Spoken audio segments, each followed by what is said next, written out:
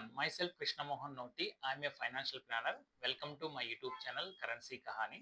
So ఈరోజు ఈ వీడియోలో గోల్డెన్ సర్కిల్ అంటే ఏమిటి, ఆ గోల్డెన్ సర్కిల్ అనేది జనరల్గా సైమన్ సినిక్ అనే ఒక బిజినెస్ కోచ్ బిజినెస్కి ఎలా అప్లై చేయాలి అనే దాని గురించి ఎక్స్ప్లెయిన్ చేశారు. సో నేను అదే గోల్డెన్ సర్కిల్ని మన ఫైనాన్షియల్ జర్నీలో అప్లై చేస్తే ఎలా ఉంటుంది అనే దాని గురించి మనం మాట్లాడదాము.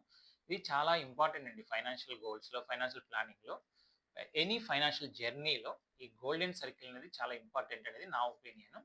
సో నేను ప్రీవియస్ వీడియోలో మీకు లైఫ్లో ఏవేవి స్టేజెస్ ఉంటాయి, ఆ స్టేజ్ ఒక స్టేజ్ నుంచి ఇంకో స్టేజ్కి వెళ్ళకపోతే ఏంటంటే లైక్ ఇఫ్ కండిషన్స్ అప్లై అయితే ఏంటి అనే దాని గురించి ఎక్స్ప్లెయిన్ చేశాను. ఒకవేళ మీరు ఆ వీడియో కానీ చూడకపోతే ఒకసారి చూసి అప్పుడు ఇది చూడండి, కొద్ది క్లారిటీ వస్తుంది. సో ఇప్పుడు ఈ వీడియోలో మనం ఆ ఫైనాన్షియల్ ప్లానింగ్ కానీ ఆ ఫైనాన్షియల్ జర్నీలో కానీ ఈ గోల్డెన్ సర్కిల్ ఎలా ఉపయోగపడుతుంది, ఎలా అప్లై చేసుకుంటే మంచిది మనకి అనే దాని గురించి మనం మాట్లాడదాము. Let us come to the golden circle. So ఈ గోల్డెన్ సర్కిల్ అనే దాంట్లో మీరు ఫస్ట్ ఇక్కడ చూస్తే 3 సర్కిల్స్ ఉంటాయి. సో జనరల్గా మీరు ఎవరినైనా సరే, ఏ బిజినెస్ చేసే పర్సన్ అయినా కానీ ఎవరినైనా కూడా మీరు ఏం బిజినెస్ చేస్తున్నారు, అది ఏం చేస్తున్నారు అంటే సింపుల్ చెప్తారు, ఏం చేస్తున్నా ఐఎమ్ డూయింగ్ లైక్ దిస్ అని. కొంతమంది దాన్ని ఎలా చేస్తున్నామంటే వాళ్ళ స్ట్రాటజీస్ చెప్తారు. But why you are doing this అంటే చాలా మంది చెప్పరండి. ఎందుకంటే దాని కనుక పర్పస్ అనేది చాలా తక్కువ మందికి తెలుస్తుంది అనమాట. సో అంటే ఇక్కడ మనం అవుటర్ సర్కిల్ నుంచి లోపలికి వెళ్తూ ఉంటారు జనరల్గా. వాట్ మీరు ఏం చేస్తున్నారు, దాన్ని ఎలా చేస్తున్నారు, బట్ ఎందుకు చేస్తున్నారని క్లారిటీ ఉండదు అనమాట. బట్ గోల్డెన్ సర్కిల్ ఎలా ఉంటుందంటే ఫస్ట్ మనం స్టార్ట్ అయ్యి ఇన్నర్ నుంచి అవుటర్ స్టార్ట్ అవుతాం. అంటే వై అనేది మనం స్టార్ట్ చేస్తాం ఫస్ట్ ఇక్కడ. సో ఈ వై ఉంది కదా, ఈ వై స్టార్ట్ చేస్తాం మనం. అంటే ఏదైనా సరే మనం ఒక బిజినెస్ కానీ లేదంటే ఇంకొక ఫైనాన్షియల్ జర్నీలో కానీ ఎందుకు చేయాలి. ఇప్పుడు నేను మీకు ఒక ఎగ్జాంపుల్ చెప్తాను. Excel let us take any human being example. Different stages ఉంటాయని మీకు తెలుసు. స్టేజ్ 1, 2, 3, 4 స్టేజెస్ ఉంటాయి మనకి. సో నేను ఆల్రెడీ ప్రీవియస్ వీడియోలో ఎక్స్ప్లెయిన్ చేశాను కదా ఆ స్టేజెస్. సో ఇప్పుడు స్టేజ్ 1లో నాకు ఏది అవసరం, స్టేజ్ 2లో ఏది అవసరం, స్టేజ్ 3లో ఏది అవసరం, స్టేజ్ 4. ఫర్ ఎగ్జాంపుల్ ఇప్పుడు స్టేజ్ 4 తీసుకున్నా. స్టేజ్ 4లో ఏమవుతుందంటే లైక్ రిటైర్మెంట్ ఆఫ్టర్ 60 ఇయర్స్ తర్వాత ఎవరైనా కూడా రిటైర్ అవుతారనమాట. సో ఇప్పుడు రిటైర్ అవుతారు కదా, రిటైర్ అయిన తర్వాత నాకు రిటైర్మెంట్ ప్లాన్ కావాలి. సో రిటైర్మెంట్ ప్లాన్ ఎందుకు, what is the purpose of retirement plan. Similarly what is the purpose of term insurance, what is the purpose of health insurance, what is the purpose of children education. So ఇప్పుడు మీకు term insurance కానీ లేదంటే retirement plan కానీ అది ఎందుకు అవసరమో తెలియకపోతే మీకు ఎవరో ఒకరు సజెస్ట్ చేస్తారు, టర్మ్ ఇన్సూరెన్స్ తీసుకో లేదంటే రిటైర్మెంట్ ప్లాన్ తీసుకోండి. మీరు తీసుకుంటారు, సో వాళ్ళ మాట మీద తీసుకుంటారు. బట్ ద జర్నీని మీరు కంటిన్యూగా చేయలేరు, ఎందుకంటే మీకు దాని మీద కాన్ఫిడెంట్ క్లారిటీ ఉండదు అనమాట. అందుకని ఫస్ట్ ఈ question yourself, why I need a term plan, why I need a retirement plan. So అందుకని మనం ఫస్ట్ ఎప్పుడు కూడా మన జర్నీని వైతో స్టార్ట్ చేయాలి. సో వైతో స్టార్ట్ చేసినప్పుడు మనకు క్లారిటీ ఉంటుంది. ఇప్పుడు నాకు రిటైర్మెంట్ ప్లాన్ ఎందుకు కావాలి, మనమే క్వశ్చన్ చేసుకున్నాం వై. ఎందుకంటే 60 ఏళ్ళకి నేను రిటైర్ అయితే 60 ఏళ్ళ తర్వాత నాకు ఇన్కమ్ ఆగిపోతుంది, జాబ్ చేయడం ఆపేస్తాను కాబట్టి ఇన్కమ్ ఆగిపోతుంది.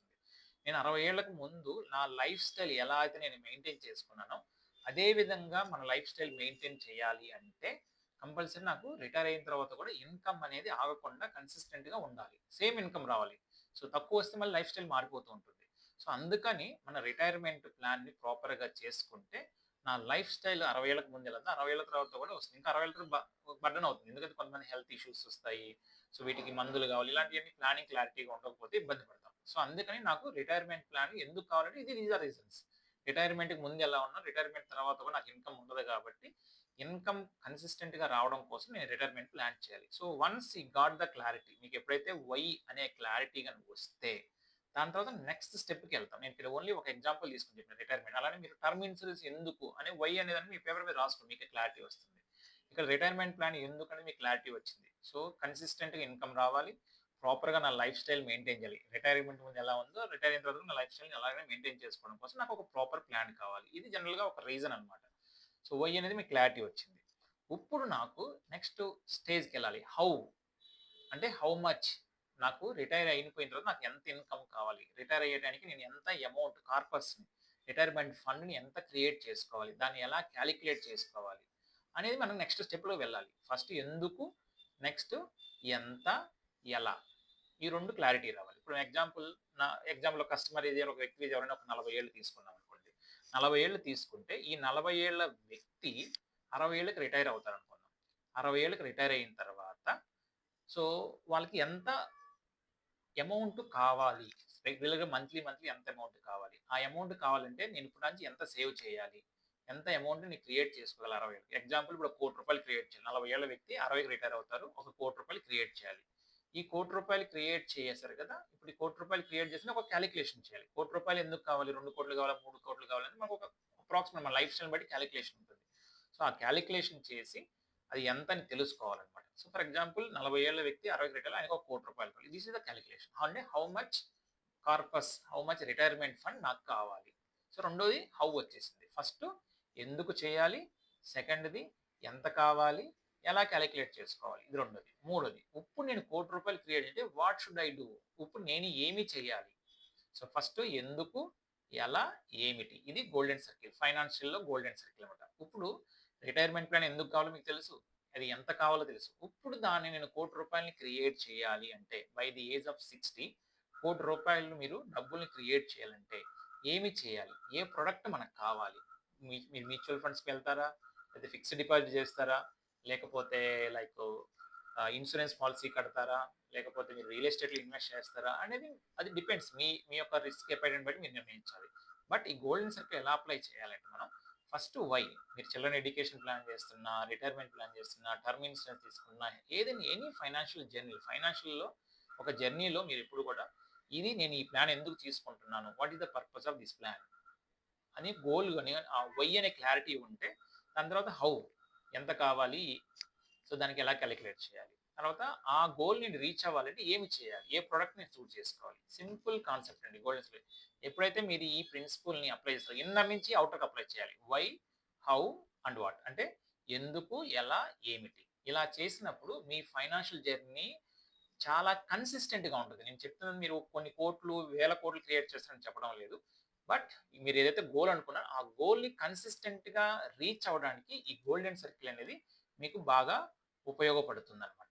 సో ఇది సింపుల్ గోల్డెన్ సర్కిల్. మీరు జనరల్గా ఎక్కువ మంది అవుటర్ నుంచి ఇన్నర్కి వెళ్తుంటారు. వాట్ అంటే ఏమిటి, ఎలా, వై అనే దాని గురించి పెద్దగా ఎవరు ఆలోచించరు అనమాట. But so as a golden circle principle ఏంటంటే ఇన్నర్ నుంచి అవుటర్కి మనం అప్లై చేయాలి. సేమ్ ప్రిన్సిపల్ని, సేమ్ గోల్డెన్ సర్కిల్ని మీరు మీ లైఫ్ కూడా అప్లై చేయవచ్చు. సపోజ్ మీరు ఏదైనా ఒక జాబ్ చేస్తున్నారు, ఈ జాబ్ నేను ఎందుకు చేస్తున్నాను అనే క్వశ్చన్ క్లారిటీ వస్తే మీరు తొందరగా జాబ్ గురించి పెద్దగా వరీ అవ్వరు. సో దాన్ని ఆ క్లారిటీ ఉన్నప్పుడు మీరు హ్యాపీగా పనిచేస్తారు, ప్యాషనెట్గా చేస్తారు అనమాట. ఆ క్లారిటీ లేనప్పుడు ఏంటంటే కేవలం మనీ కోసం పనిచేసినప్పుడు, ప్యాషనెట్గా లేకుండా మనీ కోసం పనిచేస్తే మనం ఎక్కువ వాట్ హౌలోనే ఆగిపోతున్నాం. సో లైఫ్ అంత సూటబుల్గా వెళ్ళదన్నమాట. అందుకని మీరు ఏ journey especially in financial journey, ఫైనాన్షియల్గా మీరు ఏదైనా స్టార్ట్ చేస్తుంటే, కొత్తగా ఏదైనా ఫైనాన్షియల్ జర్నీ స్టార్ట్ చేస్తుంటే ఈ గోల్డెన్ సర్కిల్ ప్రిన్సిపల్స్ని అప్లై చేయండి. ఇన్నర్ నుంచి ఎందుకు, ఎలా, ఏమిటి, ఈ కాన్సెప్ట్ మీరు అప్లై చేస్తే మీ ఫైనల్ జర్నీ చాలా కన్సిస్టెంట్గా వెళ్తుంది. సో ఇది financial golden circle in financial field అనమాట. అంటే ఫైనాన్షియల్లో గోల్డెన్ సర్కిల్ ఏంటి అనేది ఎలా చేసుకుందాం మనం. ఇంకా చెప్పాలంటే ప్రాక్టికల్గా చెప్తాను మీకు. ఫర్ ఎగ్జాంపుల్ మీ దగ్గరకు ఎవరైనా ఒక ఇన్సూరెన్స్ అడ్వైజర్ వచ్చి 1 లక్ష రూపాయలు పాలసీ కట్టమన్నాడు. సో మీరు కట్టారు, మీ ఫ్రెండే అనుకోండి ఎగ్జాంపుల్ అడ్వైజర్, మీరు కట్టారు.